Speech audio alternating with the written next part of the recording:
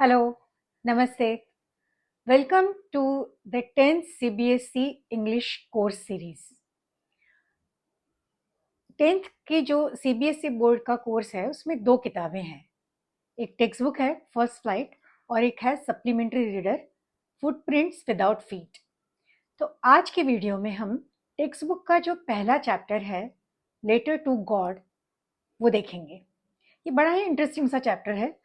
ये एक स्टोरी ऐसे व्यक्ति के बारे में है जो भगवान को खत लिखता है. He writes a letter to God. तो इसमें राइटर जो हैं G.L. फ्लिंट ने बड़े इंटरेस्टिंग तरीके से इस स्टोरी को लिखा है. तो देखते हैं क्या लिखा है उन्होंने. So let us start. The house, the only one in the entire valley, sat on the crest of a low hill.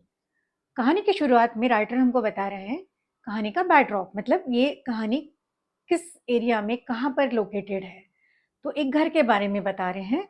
एक घर है, a house the only one in the entire valley. कहाँ पर है ये सिचुएटेड? एक valley में. और ओनली वन, एक इकलौता घर है उस वैली में. Set on the crest of a low hill, एक छोटी हिल पर, उसके क्रेस्ट पर मतलब उसके किनारे पर बसा हुआ है, वहां पर सिचुएटेड है. From that height one could see the river and the field of ripe corn dotted with the flowers that always promised a good harvest.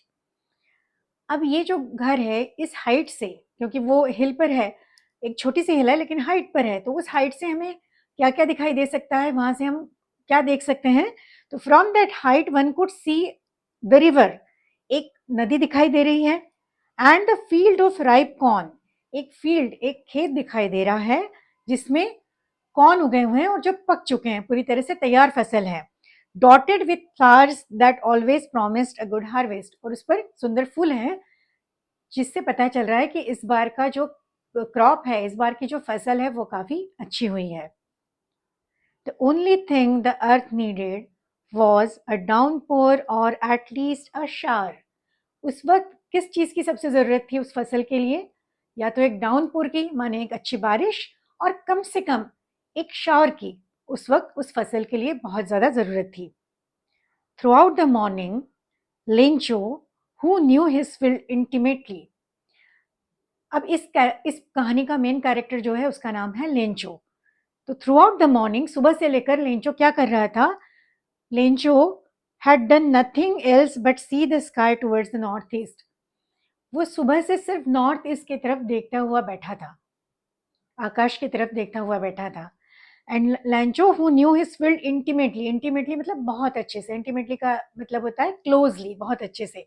तो जो अपने खेतों को बहुत अच्छे से जानता था वो सुबह से एक ही काम कर रहा था. वो उसके घर के वहां बाहर बैठा था और नॉर्थ ईस्ट की तरफ आकाश में देखता हुआ वो सुबह से बैठा हुआ था.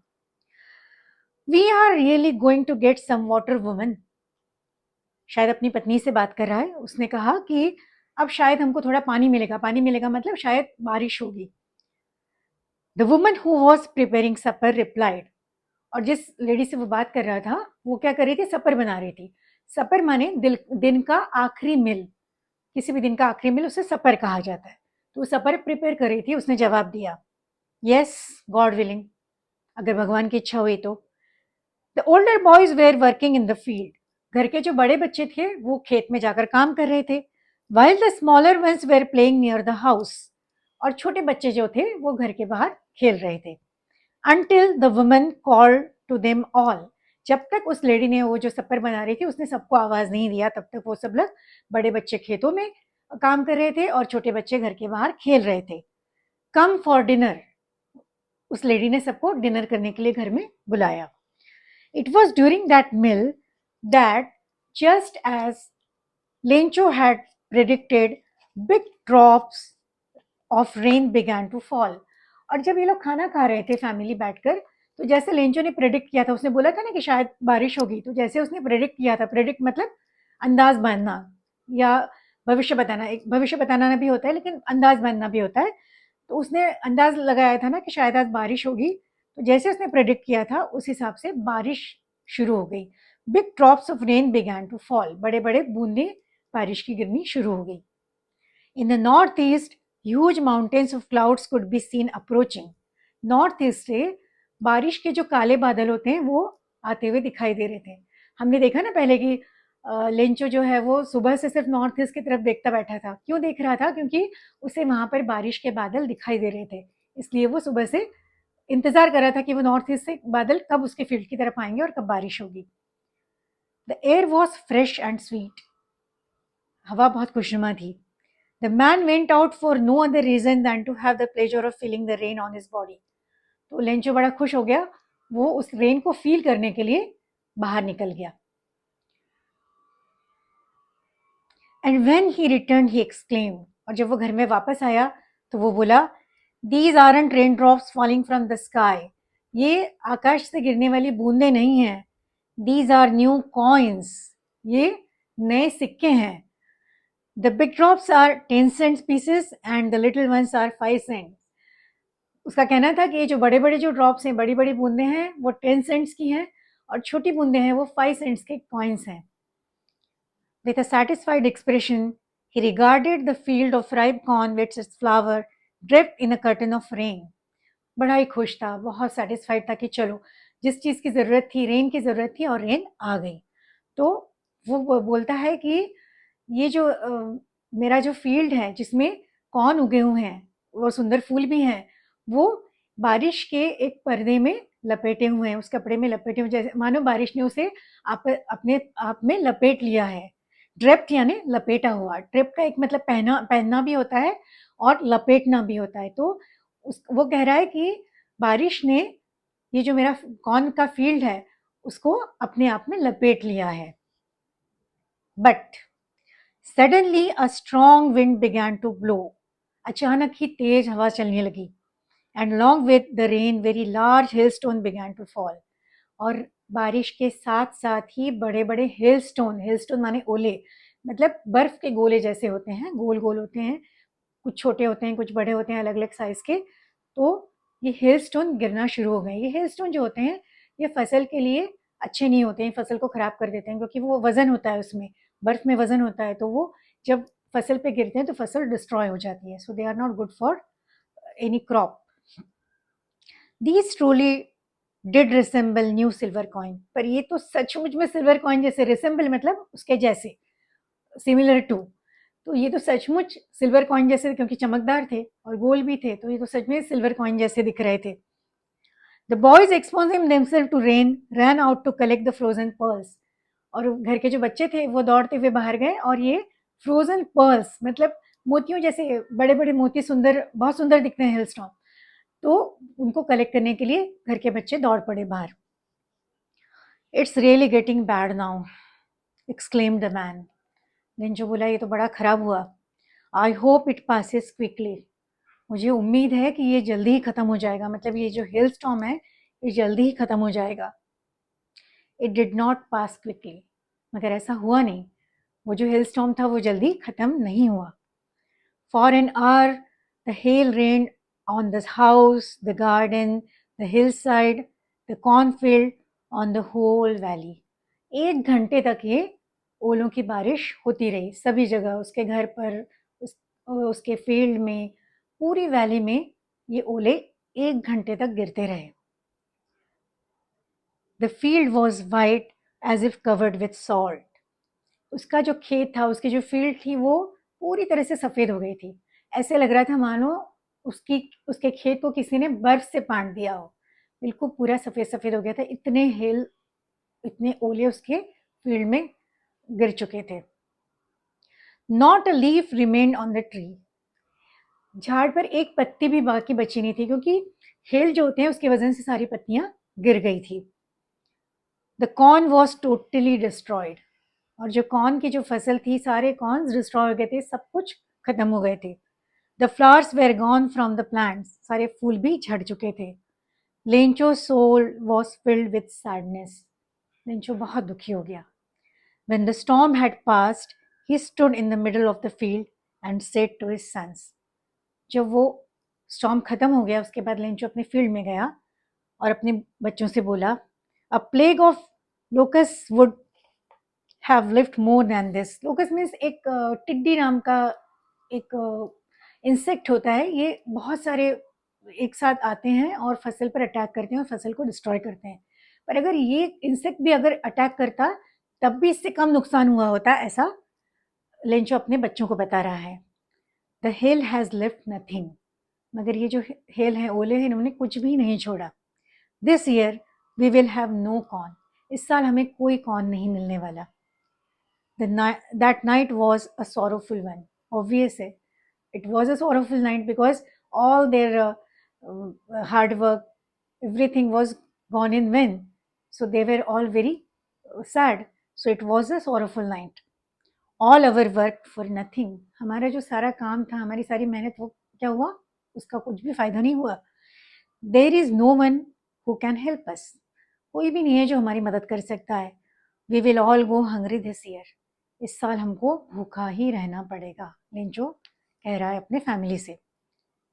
But in the hearts of all who lived in that solitary house in the middle of the valley, but सभी लोग जो वहाँ पर थे उस सॉलिटरी हाउस, सॉलिटरी मतलब एकांत, सेक्लूडेड, बिल्कुल एकांत में अलग से जो घर है उसमें रहने वाले, हमको पता है ना कि वो एक अकेला घर है उस पूरी वैली में. उस सॉलिटरी हाउस में रहने वाले जो सभी लोग थे, मतलब लेंचो और उसकी फैमिली, उनके सबके मन में एक आशा थी. लेंचो ने क्या कहा कि हमको कोई अब मदद करने वाला कोई है नहीं, बट सबके दिल में एक विश्वास था, एक आशा थी.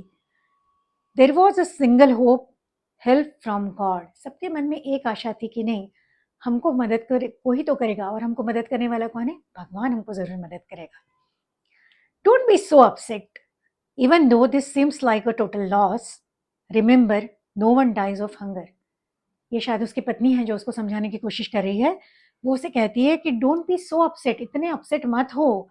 Even though this seems like a total loss, ऐसा ये तो पक्का है कि पूरी तरह से सब कुछ, हमारा खेत बर्बाद हो चुका है, टोटल लॉस हो चुका है. Remember no one dies of hunger, कोई भी हंगर से, भूख से नहीं मरता, ये हमेशा याद रखो. That's what they say, no one dies of hunger. ये शायद लेंचो रिप्लाई कर रहा है कि हाँ, that is what they say कि no one dies of hunger, भूख से तो कोई नहीं मरता. All through the night Lencho thought only his one hope, the help of God. पूरी रात लेंचो सिर्फ एक ही विचार करता रहा कि भगवान की जो मदद है वो उसको जरूर मिलेगी, भगवान उसकी मदद जरूर करेंगे. Whose eyes, as he had been instructed, see everything. उसकी आंखें, मतलब किसकी आंखें? भगवान की आंखें, जो सब कुछ देखती है. उसे ये बताया गया था ना, हमको भी बताया जाता है कि भगवान तो सब दूर प्रेजेंट है, सब दूर उपस्थित हैं, वो सब कुछ देख रहे हैं. हम बचपन से ये सुनते आ रहे हैं ना, हमको हर कोई यही बताता है कि God is everywhere and he can see everything. So Lencho को भी ऐसे पता था कि बचपन से उसने यही सुना था कि God is everywhere, he is omni present and he can see everything. Whose eyes, as he had been instructed, see everything, even what is deep in one's conscience. यहाँ तक कि किसी के कॉन्शियस में, उसके मन में, deep down in his one's heart, one's mind, what is going on in there, that is also known to God. So किसी के मन में क्या चल रहा है ये भी भगवान को मालूम होता है. कॉन्शियस मतलब आपका अंतर्मन, your inner heart. That is called conscience. Conscience is one meaning is what is right, the understanding of what is right and what is wrong. That is one meaning. And conscience is one meaning, your inner heart. So in this context, it is inner heart. So Lencho ने बचपन से सुना है कि भगवान सब दूर है और भगवान सब कुछ देख सकते हैं. यहाँ तक कि आपके मन में क्या चल रहा है, आपके दिमाग में क्या चल रहा है, ये भी भगवान को पता होता है. इसलिए जो कुछ उसके साथ हुआ है वो तो भगवान देख ही रहे हैं, तो उसकी मदद जरूर करेंगे, उसका विश्वास था. Lencho was an ox of a man. Lencho जो था वो ऑक्स ऑफ अ मैन. मतलब ऑक्स क्या होता है? ऑक्स मतलब बैल. बैल का क्या होता है? बहुत मेहनती होता है, बहुत मेहनत करता है. तो लेंचो जो है वो बिल्कुल किसी ऑक्स की तरह, किसी बैल की तरह मेहनती था. ऑक्स ऑफ अ मैन ये एक मेटाफर है. तो लेंचो को कंपेयर किया है ऑक्स से, वो इतना मेहनती है. Working like an animal in the fields, किसी जानवर की तरह, एकदम जानवरों में बहुत शक्ति होती है ना, सामर्थ्य ज़्यादा होता है, शारीरिक सामर्थ्य, तो किसी जानवर की तरह वो फील्ड्स में, उसके खेतों में काम करता रहता है. But still he knew how to write. हालांकि वो मेहनती है, खेतों में काम करता है, लेकिन वो साथ में पढ़ा लिखा भी है, वो लिखना पढ़ना जानता है. The following Sunday At daybreak, he began to write a letter which he himself would carry to town and place in the mail. Following Sunday, मतलब जो next Sunday आया, at daybreak मतलब सुबह के समय, he started to write a letter. उसने एक खत लिखना शुरू किया which he himself would carry to town, जो वो खुद टाउन में जाकर place in the mail, mail में मतलब लेटर बॉक्स में डालने वाला था. It was nothing less than a letter to God. और ये लेटर जो था वो किसके लिए था? उसने किसको लिखा था? ये लेटर उसने लिखा था भगवान को. God, he wrote, if you don't help me, my family and I will go hungry this year. भगवान, यदि आप मेरी मदद नहीं करेंगे तो मैं और मेरी फैमिली इस साल भूखे रह जाएंगे. I need 100 peso in order to sow my field again. मुझे मेरे खेत में फिर से अनाज उगाने के लिए 100 पेसोस की ज़रूरत है. पेसोस मतलब लैटिन अमेरिकन करेंसी है. And to live until the crop comes. जब तक, एक तो 100 पेसोस उसे क्यों चाहिए? एक तो उसे क्रॉप फिर से उगाने के लिए उसे दाना चाहिए उसके लिए, और जब तक नई फसल आ नहीं जाती तब तक उसको उसके फैमिली का गुजारा भी तो करना है. तो उसके लिए सब मिलाकर उसे 100 पेसोस की ज़रूरत है. तो वो भगवान को कहता है कि इसके लिए मुझे 100 पेसोस की ज़रूरत है. Because the hailstorm dot dot dot, मतलब आगे हिलस्टॉर्म ने कैसे उसकी फसल उजाड़ दी उसके बारे में उसने डिटेल में लिखा है. He wrote to God on the envelope. हम जानते हैं कि जब हमको लेटर पोस्ट करना होता है तो हम लेटर लिखते हैं और उसे एनवेलप में डालते हैं. एनवेलप पर जिसे भेजा जाना आता है उसे टू और उसका एड्रेस, और पीछे की तरफ फ्रॉम, जो लिखता है उसका एड्रेस, उसका नाम और एड्रेस होता है. आगे टू करके जिसे भेजा जाता है उसका नाम और एड्रेस, पीछे जो भेजता है उसका नाम और एड्रेस होता है. तो उसने एनवेलप में डाला और ऊपर टू के साथ लिखा to the God. On the envelope put the letter inside and still troubled went to town. उसने अंदर खत डाला और टाउन की तरफ, शहर की तरफ चला गया. At the post office, he placed a stamp on the letter and dropped it into the mailbox. वहाँ पर पहुँचकर उसने, पोस्ट ऑफिस पर पहुँचकर उसने एक स्टैम्प लिया, स्टैम्प लगाया और उसे मेल बॉक्स में डाल दिया. हमको जब खत पोस्ट करना होता है, अगर हम एनवेलप में पोस्ट कर रहे हैं तो हमको उस पर एक स्टैम्प लगाना होता है. तो उसने स्टैम्प लगाया और उसे मेल बॉक्स में डाल दिया. One of the employees, who was a postman and also helped at the post office, went to his boss laughing heartily and showed him the letter to God.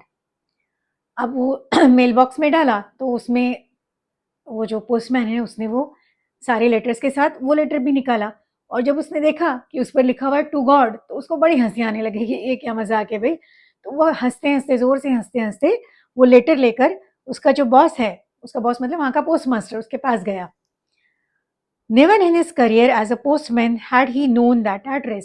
उसके इतने साल के करियर में as a postman वो काम कर रहा था, इतने सालों से उसने कभी भगवान को किसी ने लेटर लिखा हो ऐसा देखा नहीं था. तो उसको बड़ा मजा लगा कि ये क्या भाई नई बात है. The post master, a fat and amiable man. वहाँ का पोस्ट मास्टर कैसा था? थोड़ा फैट था, मोटा सा था, पर लेकिन बड़ा ही प्लेजेंट सा, बड़ा ही फ्रेंडली सा मैन था. He also broke out laughing. उससे भी बड़ी जोरों से हंसी आ गई. But almost immediately, पर तुरंत ही, he turned serious and tapping the letter on his desk commented. अचानक हंसते हंसते वो सीरियस हो गया और वो उस लेटर को हिलाते हिलाते ऐसे टैप करते करते वो बोला, What faith! कितना गजब का विश्वास है. I wish I had the faith of man who wrote this letter. मुझे लगता है कि काश मुझे भी भगवान पर इतना विश्वास होता. Starting up a correspondence with God. भगवान के साथ पत्र व्यवहार, कितना गजब का विश्वास होगा इस व्यक्ति का भगवान पर. So in order not to shake the writer's faith in God, the postmaster came up with an idea. अब पोस्टमास्टर ने सोचा कि अगर जिस व्यक्ति का भगवान पर इतना विश्वास है, अगर उसे इस लेटर का जवाब नहीं मिला तो उसका जो विश्वास है भगवान पर से वो उड़ जाएगा, कम हो जाएगा या टूट जाएगा. तो ऐसा नहीं होना चाहिए कि इतना, मतलब जिसके मन में इतना दृढ़ विश्वास है भगवान को लेकर कि जो भगवान से डायरेक्ट कम्युनिकेट कर रहा है लेटर के थ्रू, तो उसका विश्वास तो नहीं टूटना चाहिए. तो पोस्ट मास्टर के दिमाग में एक आइडिया आया. Answer the letter. he decided to answer the letter which Lencho wrote to the god. But when he opened it, it was evident that to answer it he needed something more than goodwill, ink and paper. पर जब उसने वो खत खोला तो उसको समझ में आया कि इस खत का जवाब देने के लिए सिर्फ अच्छाई, भलाई, इंक और पेपर के अलावा भी कुछ और चीज की जरूरत थी। किस चीज की जरूरत थी? क्योंकि लेंचो ने उस खत में भगवान से पैसे मांगे थे। तो अगर सिर्फ जवाब दे देता पोस्ट मास्टर तो लेंचो का विश्वास पूरा होता? नहीं हो पाता। तो लेंचो का विश्वास रखने के लिए उसने जो डिमांड की है उसको पूरा करना जरूरी था, तभी उसका भगवान पर विश्वास बना रहता। तो उसको समझ में आया पोस्ट मास्टर को कि यहाँ पर सिर्फ अच्छाई से काम नहीं चलने वाला, उसके लिए उन पैसों का जुगाड़ करना भी जरूरी है। But he stuck to his resolution, पर वो अपनी प्रतिज्ञा पर दृढ़ था। He ask for money from his employees, और लेंचो की मदद करने के लिए उसने अपने जो एम्प्लॉयज थे, उसके साथ जो काम करने वाले, उसके पोस्ट ऑफिस में काम करने वाले लोग थे, उनसे पैसे मांगे।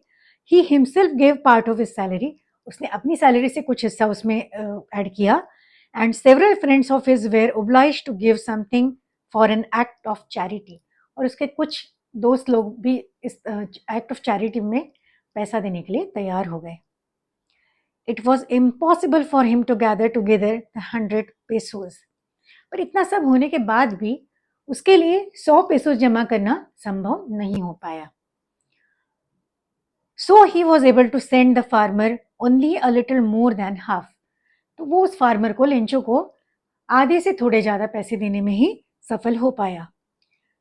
He put the money in an envelope addressed to Lencho, उसने वो जो पैसे थे वो एक एनवेलप में डाले और उस पर एड्रेस लिखा Lencho, and with it a letter containing only a single word as a signature, और इसमें उसने एक लेटर भी लिखा, लेकिन उस लेटर पे उसने सिर्फ एक सिग्नेचर किया और उस सिग्नेचर पे लिखा गॉड। कुछ भी नहीं लिखा, सिर्फ गॉड का सिग्नेचर करके वो चिट्ठी उन पैसों के साथ उस एनवेलप में रख दी।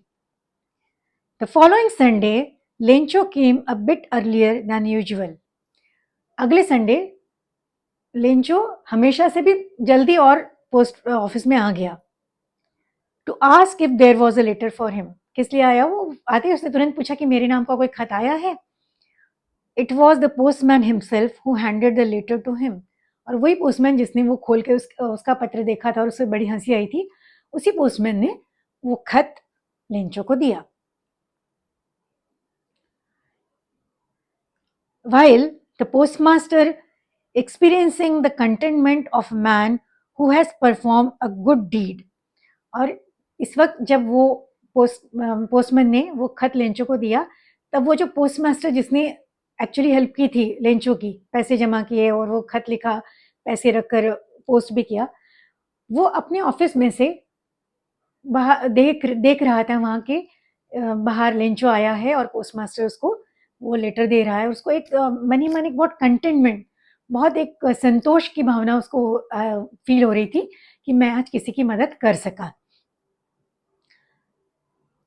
Experiencing the contentment of a man who has perform a good deed looked on from his office, वहां दूर बैठे अपने ऑफिस में से देख रहा था।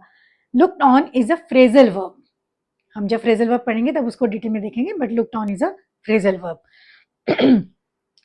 Lencho showed not a slightest surprise on seeing the money.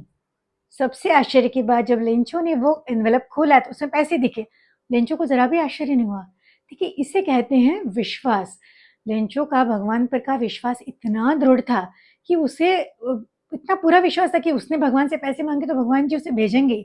हम भगवान से कुछ मांगते तो हमारे मन में शंका लगी रहती है, होगा नहीं होगा, भगवान जी हमारी बात सुनेंगे नहीं सुनेंगे। लेंचो के मन में कोई दुविधा, कोई शंका, कुछ नहीं, no doubt at all. He was 110% sure कि God will answer his call, God will give him money. So he wasn't at all surprised to see the money in that envelope. Such was his confidence. But he became angry. पर वो तो अचानक गुस्सा हो गया, because when he counted the money, गुस्सा कब हुआ? जब उसने पैसे गिने। उसने कितने पैसे मांगे थे? उसने मांगे थे 100 पेसोस, पर यहाँ उतने तो पोस्टमास्टर कलेक्ट नहीं कर पाए, इसलिए वो कुछ कम थे। तो जब उसने देखा कि पैसे कम है तो ही बिकेम एंग्री, उसको गुस्सा आ गया। God could not have made a mistake, भगवान जी तो ऐसी मिस्टेक नहीं कर सकते, क्योंकि उसे पता नहीं भाई भगवान के पास तो किस चीज़ की कमी है, 100 पेसेस मांगे तो 100 दे देंगे, वहाँ तो कोई सवाल ही नहीं, और ऐसी मिस्टेक तो भगवान जी नहीं करेंगे। Nor could he have denied Lencho what he had requested, उसे ये भी विश्वास था कि जो उसने मांगा है वो उसे मिल के ही रहेगा, भगवान जी उसे देकर ही रहेंगे। सो ये मिस्टेक तो भगवान ने की हुई नहीं है, God could not make this kind of a mistake. Immediately, Lencho went up to the window to ask for paper and ink. तुरंत वो गया, वो जो पोस्ट ऑफिस की विंडो थी वहां पर गया, उसने पेपर मांगा और इंक मांगी। On the public writing table he started to write. Sorry, और वहाँ पोस्ट ऑफिस में एक राइटिंग के लिए, पब्लिक के राइटिंग के लिए एक टेबल रखा होता है, वहां जाकर उसने लिखना शुरू किया। With much wrinkling on his bro, wrinkling मतलब पूरा ऐसे शिकन थी उसके चेहरे पर, उसके भुवों पर, वो बहुत दुखी था, गुस्सा था, परेशान था। caused by the effort he had to make to express his ideas, क्योंकि एक तो उसको दो चीज बतानी थी, उसको he was troubled कि how would I express my feelings, दो चीजें एक्सप्रेस करनी थी। एक तो कि उसके पास जो मतलब जो उसने मांगा वो उसे मिला नहीं, पूरा नहीं दिया भगवान ने, और दूसरा उसको लग रहा था कि something is wrong in between, तो ही वाज स्ट्रगलिंग कि how to write that.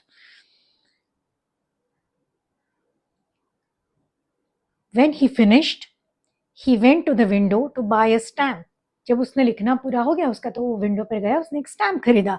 He licked and then affixed to the envelope with a blow of his fist, उसने एनवेलप लिया, उसे लीक किया, उसे चिपकाया और जोर से अपने फीट से ऐसे उस पर मुक्का मार के उसको चिपका दिया। The moment the letter fell into the mail box the postmaster went to open it, और जैसे ही उसने वो मेल बॉक्स में लेटर डाला और वो चला गया, वो डाल के तुरंत जो पोस्टमास्टर था वो गया और उसने, क्योंकि ये लोग वहां बैठकर उसको ऑब्जर्व कर रहे थे ना कि ये कर क्या रहा है, तो what they would be expecting, postmaster and postman, ये शायद थैंक यू का लेटर होगा, ऐसा उनको लगा होगा क्योंकि उसको पैसे मिले, तो उनको बड़ी उत्सुकता थी कि उसने क्या लिखा है, तो तुरंत ही जाकर उसने वो लेटर जो है वो निकाला। The moment the letter fell into the mail box the postmaster went to open it, it said mean the letter said, God, of the money that I ask for only 70 pesos reach me. तो उसने, Lencho ने भगवान को क्या लिखा कि God, कि the money I ask you 100 पेसोज, मैंने आपको 100 पेसोज मांगे थे, पर मेरे तक सिर्फ 70 पेसोज ही पहुंच पाए, मतलब 70 पेसोज वो पोस्टमास्टर जमा कर पाए होंगे, तो 70 पेसोज ही मुझ तक पहुंच पाए। सेंड मी द रेस्ट, मुझे बाकी के पैसे भेजिए। Since I need it very much, क्योंकि उसकी मुझे इन 100 पेसोज की मुझे बहुत ज़रूरत है।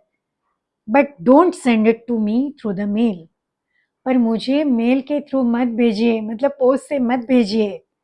The post office employees are a bunch of crooks, क्योंकि ये जो पोस्ट ऑफिस के लोग हैं ये क्रुक्स हैं, क्रुक्स माने बेईमान। तो लेंचो को लग रहा है कि ये जो उसने 100 पेसोज मांगे और उसे 70 मिले, बीच के जो 30 पेसोज हैं वो ये जो पोस्ट ऑफिस के लोग हैं उन्होंने रख लिए, जबकि हकीकत ये है कि पोस्ट ऑफिस के लोगों ने ही उसकी मदद की है। तो एक बड़ा मजेदार सा एंड किया है और बड़ा अनप्रेडिक्टेबल सा एंड किया है राइटर ने, कि जिन लोगों ने मदद की उन्हीं पर लेंचो को शंका हो रही है। तो इस पूरी कहानी में दो बड़ी मजेदार चीज है कि एक तो सबसे underline fact is the trust of Lencho on God, unshakeable. इतना गजब का ट्रस्ट होना ये अपने आप में बहुत बड़ी बात है, किसी पर भी पूरी तरह से ट्रस्ट होना ये कितना इम्पोर्टेंट होता है, कितनी बड़ी बात है। तो ये जो लेंचो का जो ट्रस्ट है ये इस पूरी कहानी का सबसे बड़ा जो मेन पॉइंट है। और दूसरा ये कि उसे उन्हीं लोगों पर शंका होती है जो लोग एक्चुअली उसकी मदद कर रहे होते हैं। So this is a wonderful story and a very very unusual and very humorous and. तो अभी हम समझ लेते हैं कि ये जो कहानी है इसका हम एक समरी जैसे समझ लेते हैं कि ये कहानी है लेंचो नाम के एक व्यक्ति की है जो अपने परिवार के साथ एक वैली में रहता है जहाँ उसका अकेले का घर है, वहाँ वो खेती करता है। तो ये जब जिस समय ये कहानी लिखी गई है उस समय का जो बैकड्रॉप है उसमें उसके खेत में कॉर्न की फसल अच्छी तरह से तैयार थी और लेंचो बारिश की राह देख रहा था। और उस दिन अच्छी बारिश भी होना शुरू हुई तो वो बड़ा खुश हो गया। लेकिन थोड़ी देर बाद बहुत तेज ओले गिरने शुरू हो गए, हेल स्टॉर्म शुरू हो गया और हेल स्टॉर्म की वजह से उसकी जो फील्ड है वो पूरी तरह से डिस्ट्रॉय हो गई। अब ऐसी कंडीशन में लेंचो जो है वो बहुत दुखी हो गया। उसे लगा कि now nobody can help me, so we are going to die hungry this year. But then suddenly he realized that there is one force, one figure is there which can help in any circumstances, and that is God. So what he did, the next Sunday he went to post office and wrote a letter and sent it to God asking for money. He asked 100 pesos to God to uh, buy some corns to sow again and to sustain till the new crops come. So he posted this letter and uh, and he addressed that letter to God. So when the postman saw that letter, he was amused to see this, and he opened that. He gave it to the postmaster, and postmaster opened that, and he saw that he has asked for Miss Lencho had asked for money to the God. So he was very much impressed with the trust Lencho had in God. So he decided to help him. So he collected money from his colleagues, from his friends, and he himself contributed. And he gathered 70 pesos. He put that in envelope with the signature of God and posted on the name of Lencho. Then next Sunday, Lencho came and he got that envelope.